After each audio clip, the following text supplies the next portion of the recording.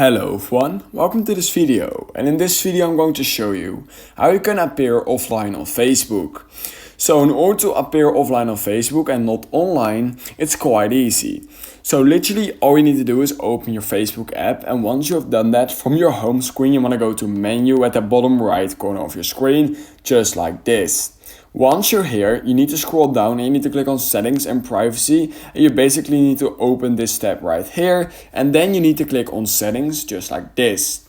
Then you want to go to this magnifying glass at the top right corner of your screen, and what we are going to do is we are going to type in active status. So it might already pop up if you simply type in active. So let's see, we can see I typed in active and it will automatically show active status at the top where you want to click on.